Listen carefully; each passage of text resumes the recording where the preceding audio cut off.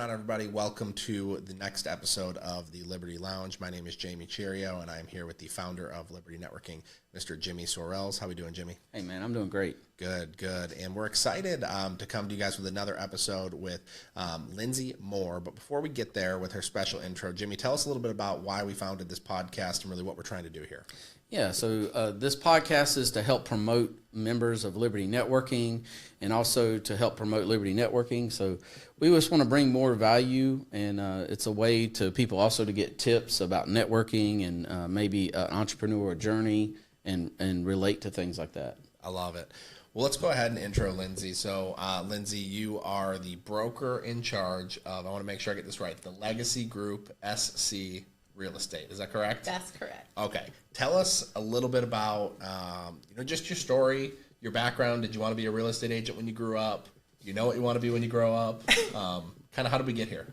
Okay. So I hadn't explored the career of real estate as a kid. I always wanted to be an architect. And I was not very good at math. And so I kind of had to find alternate paths. I've always had just a real love for old people and old things and old houses, and I love to go antique shopping. It's just kind of always been in my wheelhouse. So I was a freshman at the College of Charleston and thought I wanted to go into pre-med, and I was going to be a geriatric doctor. And, of course, the math and science hit me again, and I couldn't cut it. So I was just kind of lost my freshman year at the end and just didn't know where to go, what direction to turn. And I signed up for a Maymester course at the College of Charleston with Professor Ralph Muldrow, and it was Introduction to Historic Preservation. And the first 2 weeks, we learned about the history of historic preservation, and they told us these stories of these two amazing women from South Carolina, Susan Pringle Frost, who was a real estate agent and a preservationist, working in the early 20th century in Charleston, and then Anne Pamela Cunningham, who was actually considered the mother of historic preservation in America. She helped save Mount Vernon, which was George Washington's home, and that effort started right before the Civil War. And I was when I tell you, I was fascinated, it was like the heavens opened up, and I knew that was what, the kind of field I wanted to be in. And so went through the College of Charleston. I majored in communications and arts management because arts management had a real nonprofit focus. And, all of my mentors and professors at the college said, if you're going to work in preservation, you need to have nonprofit management as kind of one of the skills in your tool bag. So anyways, did all that. Professor Ralph Muldrow actually helped me get into the University of Virginia, where I went for graduate school, and I got a master's degree in architectural history and preservation. Wow. And was able to study on the campus in Charlottesville among all the Jeffersonian buildings, and just kind of fell in love with early American history and just Thomas Jefferson himself. He was such an incredible person. And so that was kind of where the love for it all started. And then came home, worked at the State Historic Preservation Office for a while, had an opportunity to work with Clemson University and the South Carolina Arts Commission, and we did a program on small town community and economic development where I actually went from town to town to town all across South Carolina and helped coach mayors and city councils on how to use their cultural resources and their arts and tourism for economic development. So it was a fabulous, fabulous experience in my early 20s. And how long did you do that? Till I was about 28, and then I had applied for a really, really big job kind of in the field of architecture and preservation, and I was down to 2 candidates, and I didn't get the job, and it was a real turning point in my life. The chairman of the board for that organization took me out to lunch, and he said, you've got a lot going for you. We really appreciate your interviewing, everything you've done, but you're just a little bit young for such an important position.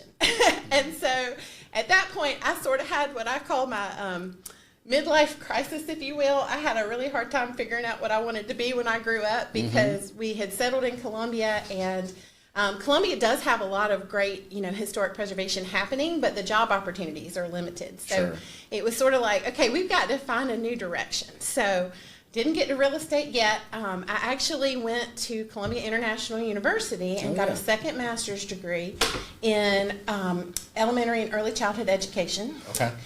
And, Liberty Networking is faith friendly, so I think I can share this story. But the Lord just took me there and planted me there for a season. And it was a really sweet season in our marriage. And just, I kind of had a chance to rededicate my life to the Lord and He sort of reset all of my thinking and just my worldview. That's and awesome.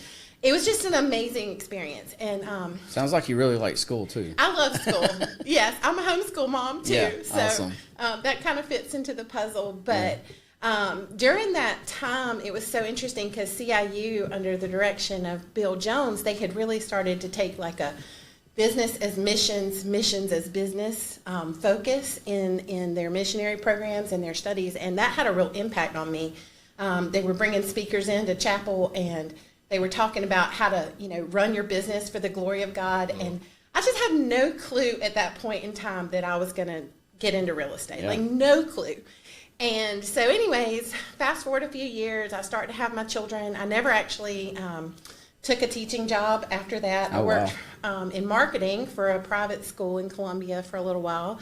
And that, developed a whole nother skill set because marketing is extremely important in real estate. So I see the Lord's hand kind of in that too. But fast forward, I had my second baby. I had started a little freelance graphic design business for a couple of businesses I was working for, and just kind of was getting the itch to I need to do something, I need to put all these skills together. And actually, our real estate agent who sold us our first house, he had tried to get me to come into the business with him when we were working with him. And it was during 2008, which was the same time when I got this big job with the Arts Commission in Clemson. So I had the, choice of two paths, and I did not choose real estate at that point in time. I chose the other direction. And it was so funny because I will never forget my second son, Asher. He was just a tiny little baby, and some very close girlfriends and I did a summer Bible study on the book of Deuteronomy.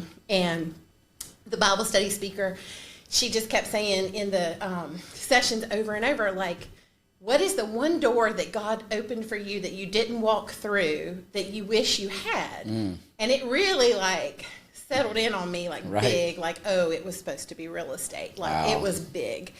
And I mean, it was like a lightning strike. It was so big. And so I was so sure of it. And so anyways, then I was well, let me see if I can work this out. So I went back to real estate school. I actually went through real estate school in 2008, did not finish getting my license. So strange. I have 2 master's degrees, but I'm a real estate school dropout because I didn't quite get it the first time. And, life took a different direction, but I went back to real estate school the second time. Back in school again.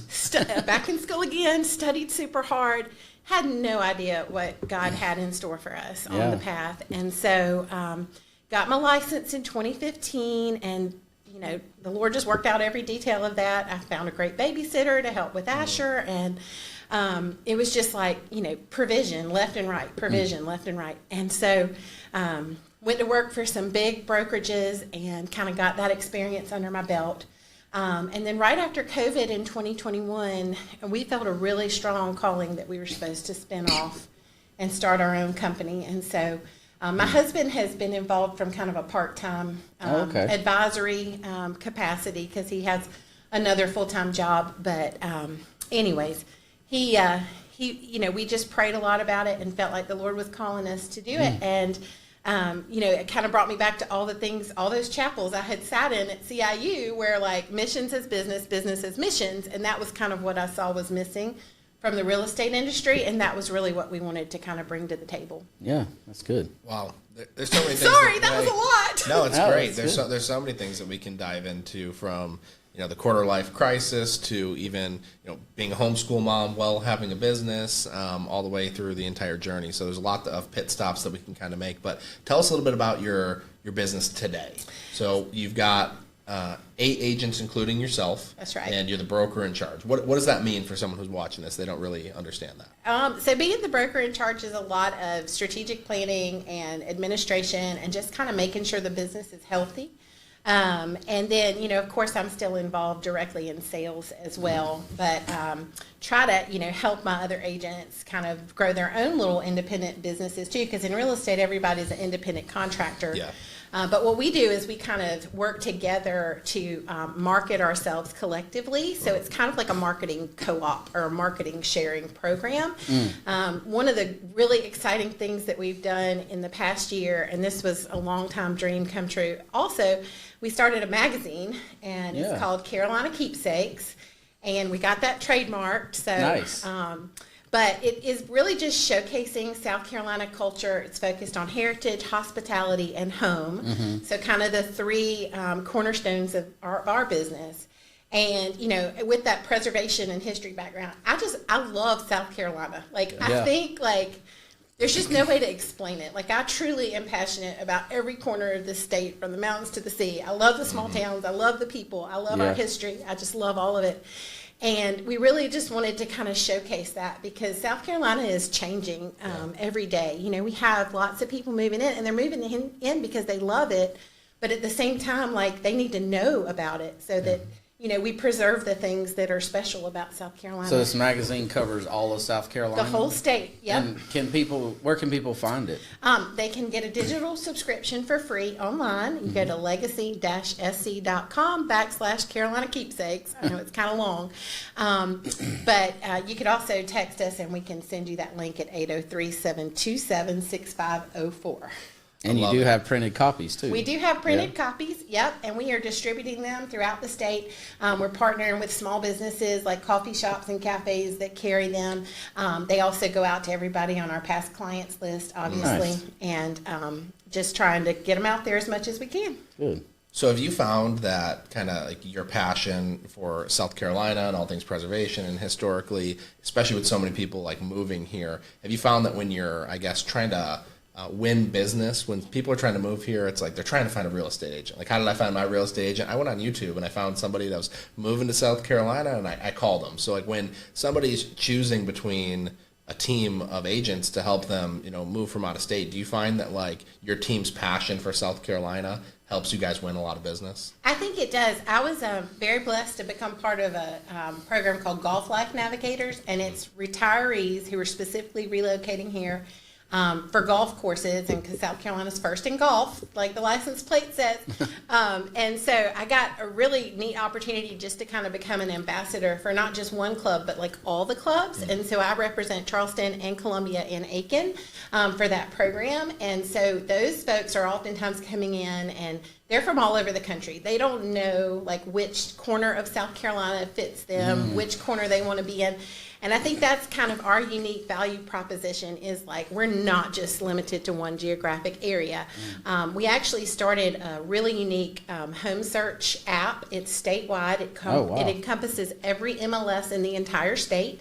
It's screalestateapp.com. There's another little plug. You can go and download and it. You developed this? We hired a development company to help us. That's cool. Yeah. So, and that's one of the things I think that we really are starting to try to position ourselves as something very unique. I've always, since day one in real estate, wanted to kind of be South Carolina's historic properties girl. And that's kind of my goal and my dream. Awesome. My first day at career night at the big brokerage, I told the guy that was hosting career night my dream, and he said, "There's not enough historic properties in South Carolina for you to do that. You're going to need to sell new construction." And like, I love new construction because I just love helping people, but my passion is the historic properties. And so what's the oldest home you've sold? Oh gosh, I don't know. There's one I loved that was in Elmwood Park in Columbia. I'm trying to think. I don't think I've had an opportunity to sell one from like the 1700s yet, which would be amazing. But we're working towards that goal. So it's been kind of a slow process of just building. And I had another unique opportunity because I love school so much. I was invited by American Real Estate University to teach their historic property specialist course for realtors. And so I've taught it twice now in Charleston. We're going to Georgetown, Myrtle Beach area in the fall. And we're trying to expand that program. And it's just basically like a 4-hour continuing education course where we just walk realtors through like what you need to know about working with old houses, because there's a lot of specialty issues and challenges and problems that come up. And then also just kind of like knowing how to tell the story of these properties and knowing Yeah. where to go and do the research and find them. And so one other thing we're trying to do with our business, we've got the statewide app now.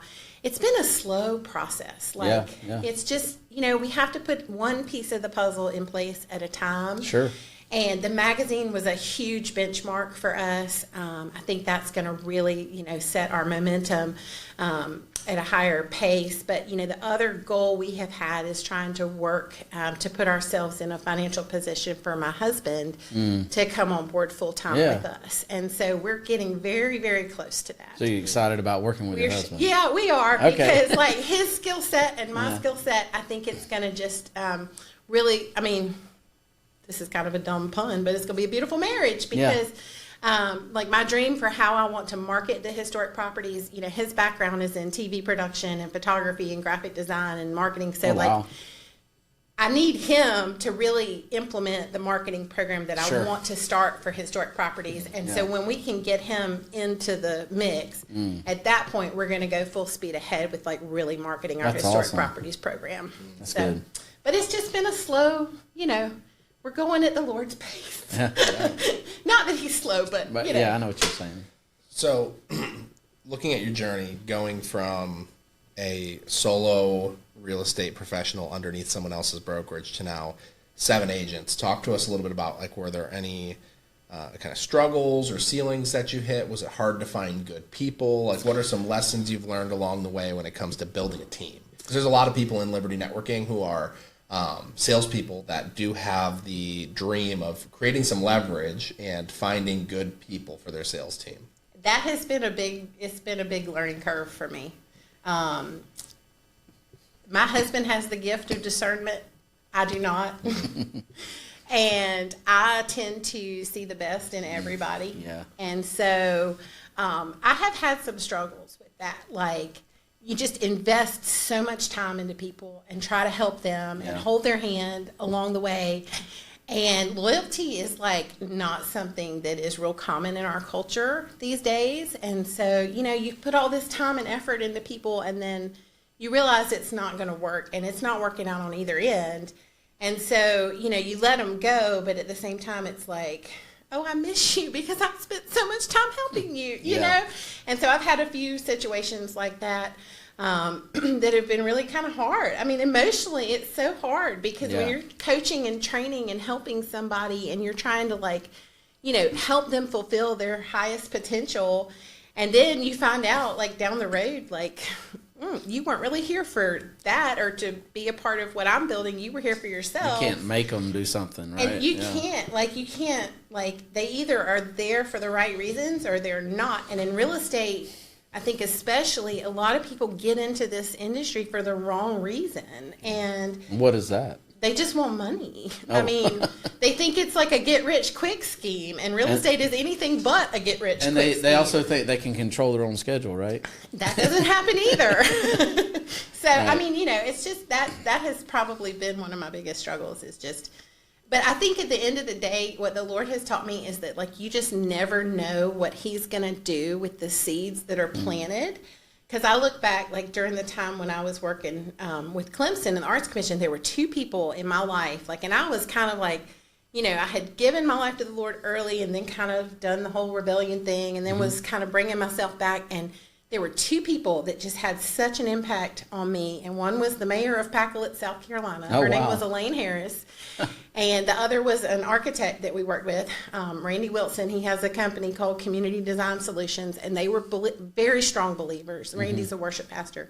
And Elaine just, I mean, she was just like the mother of Pacolet. She loved the people of her town so much. And they just kind of like, they didn't really like necessarily like sit down and like mentor or talk to me about anything specific, but it was just watching them and how they conducted themselves and how they just, I mean, God's light just shone through both of those people. And that was a real important time in my life. And so I think the Lord has helped me reflect on, you're never wasting your time or, you know, what you're putting into people good. when you are planting seed or when you're helping people. Like, it's never wasted. Like, So your actions matter, though, because you never know who's watching, too. That's right. Yeah. And, like, you don't know what God's going to do with that down the road. Like, one of the people who's no longer on our team, like, they might be in a bad situation, like, even today, and they might be thinking back to how we handled something. And so they might handle something differently with a client because they remember how we, you know, like, not that we're perfect, because we mess up a lot, but, like,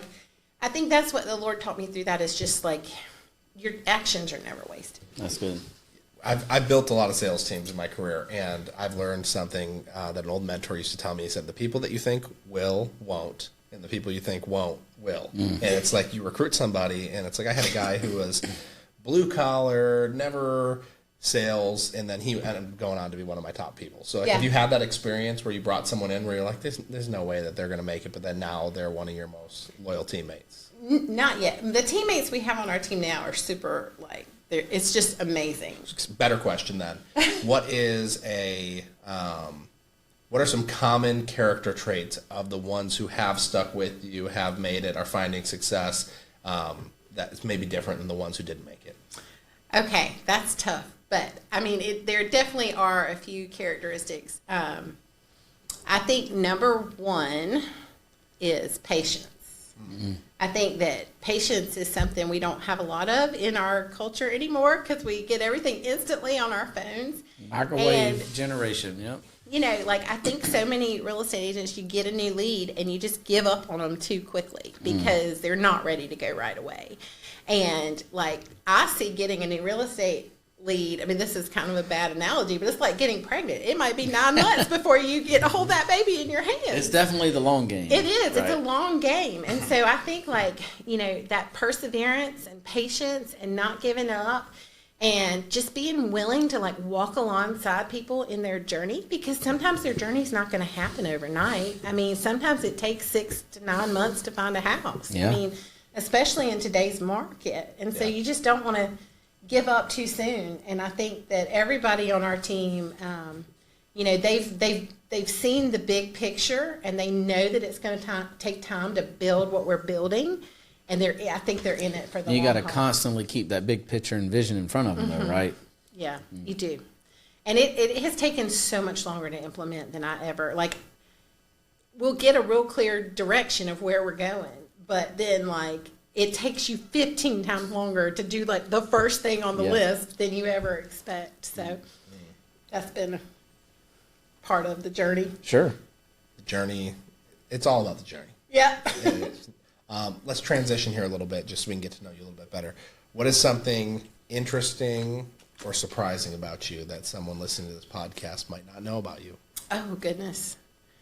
Well, I had the opportunity to spend the summer before my senior year in high school in China. Okay. Nice. For, like, I guess it was like 6 weeks. I was with Duke University on a talent identification tour, and I ended up not getting into Duke University because, again, I'm terrible at math and science. But that was a really eye-opening experience. And I got to go to Hong Kong, and it was, like, right before Hong Kong was still under British control at that point. And my grandmother, you could choose which trip you wanted to go to that summer, and I really wanted to go to Italy because of, you know, the architecture and the art and all that. And my grandmother, she had been to China, and she said, this will be the last time you can go while Hong Kong is still under British rule. And I think that's just really important for you to know and understand and see. And so I went to China, and it was a life-changing experience. And you're fluent in Chinese now, right? No. Mandarin? The only word I remember is Coca-Cola. Coca-Cola. That's awesome. That is great. All right. Transitioning again, networking. So this podcast obviously founded from a networking group. We get together. We've got our weekly chapter meetings. Have you been a part of other networking groups in the past? I have, yeah. Okay. Tell us just a little bit about your experience and maybe why you got into networking, why you think networking is important, and then maybe some differences between other networking groups and Liberty. So I just think networking is such an important thing for any small business owner. Not only do you need people that are going to kind of have your back when you have a need, like if I, need somebody to come out and fix an air conditioning system for my cellar at 10 o'clock at night. Like, you want the person that's going to always have your back, that you can trust, that you can refer your clients to all the time without a doubt that they're going to be treated right. And, in one of my other networking groups previously, I had a situation where the HVAC guy didn't show up for like 3 hours, and my client was just like really upset with me because I had referred this person. Right. So that's actually like a real logistical day-to-day issue for real estate agents, is who we refer other people to. I was really drawn to Liberty because, it is faith-friendly, and, integrity is the core value. And I find myself, I feel like I can trust the people in Liberty. Not that you couldn't trust the people there, but I felt like some of those other relationships, like it was a huge group, and there were maybe like 5 to 7 people who I felt were like really authentically wanting to get to know me, know my business, help me, help my business, and vice versa. Whereas everything else was just kind of like transactional. Yeah. Yes. And it just didn't feel real. Like, it was just sort of like superficial. And then like, I think that my own personal beliefs are so deeply held and such convictions in my life that, like, when I sometimes encounter people who, maybe have a different worldview, like I don't know, it's kind of like I just sort of feel like they discount me and don't want to do business with me, if that makes any sense at all. But like with Liberty, the, relationships that I have formed there, they're so real, and they go deep. And it's like, I feel like Liberty is a safe place where I can come to the table and I can talk about the struggles I'm having trying to grow this business. And I can talk about the struggles of being an entrepreneur and a small business owner and a homeschool mom. And the people at the table in our Liberty networking group, like, they genuinely care, and they genuinely want to give you like advice that will help you through issues that you're trying to resolve. And our group is small, and I think that's been one of the benefits of our group, is like, we have this very tight group, honest, safe, open space where we can talk about the struggles of being a small business owner. And I think that's something, it's hard to own a small business, and I think nobody tells you that getting into it. You have to learn it the hard way. That's so true. Yeah, to have those people to lean on and see their struggles and how they overcome it, and you can help them the same, right? But that's one thing that we do try our best to focus on, is building a relationship first, and then the business will come, right? Right, so. Exactly.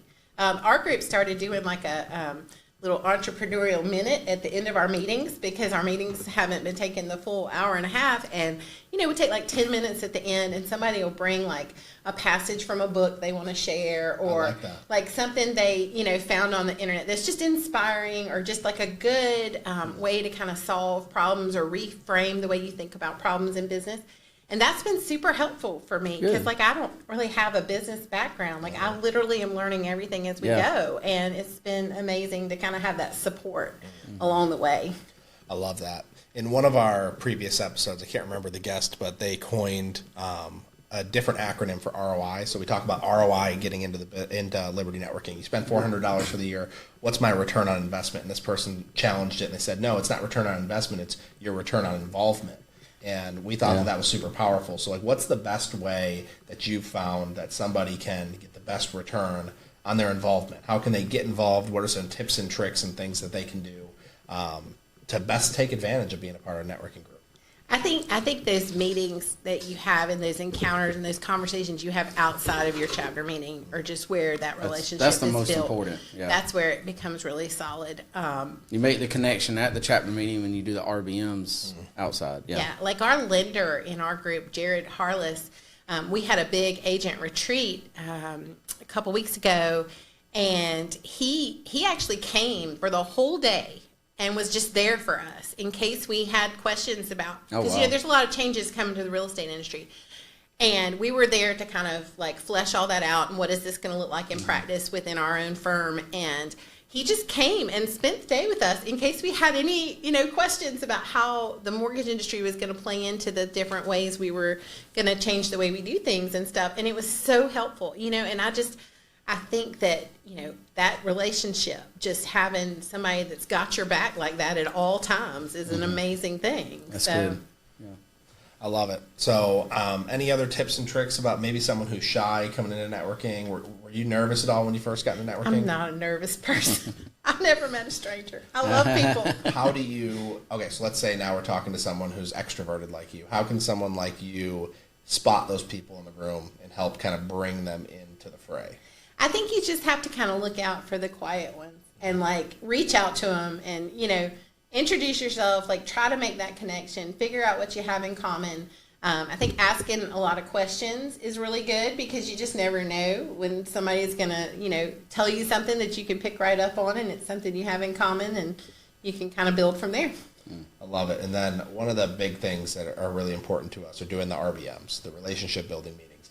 Any tips for an RBM? Like one of the big tips we got before is like, don't pitch your business right away. Like what are some do's and don'ts maybe of an RBM? I think getting to know the people as people before their business is really a big deal, And the other thing I would say is like shop local, go to a local coffee shop or a local cafe or a local restaurant and make sure that you're, using your dollars to support those people as well. I love it. All right. Well, let's give you just a little chance here to plug yourself, your business, maybe what you're looking for. Like obviously you guys help people with residential real estate, historical properties, but give us kind of your elevator pitch of what you do, who you are, maybe what you're looking for, connections, whatever you need. Okay, so again, we are the Legacy Group, SC Real Estate, and we're a small family-owned brokerage servicing the entire state of South Carolina. You can start your home search with us at screalestateapp.com, and that will give you access to every MLS all across South Carolina. And we are actually just looking to build our team. So, like, if you have any, if you know any real estate agents that maybe aren't happy in the big brokerage world, working for like the Walmarts of real estate, and they are looking for something more unique, more authentic, lots of support. We are always interviewing for great agents. We'd love for them to kind of share the values of Liberty Networking, faith-friendly, integrity, strong, morals and values. So if you're a real estate agent out there kind of looking for change, we'd love to talk with you. And if you're a buyer, a seller, an investor, particularly if you're interested in historic homes, call me. But we service the whole gamut of real estate. So we even do a little bit of light commercial. We can't do anything that involves like a multi-tenant lease, but if it's just raw land or a building that has no tenant in it, we would love to help you with that as well. So awesome. Thank you so much for coming. Yeah, this was so fun. Yeah, good. Definitely have to have you back. Well, everybody, thank you so much for tuning in to another episode of the Liberty Lounge. We will be back next time with another entrepreneur, professional salesperson sharing their tips and tricks. We'll talk to you soon. Bye, guys.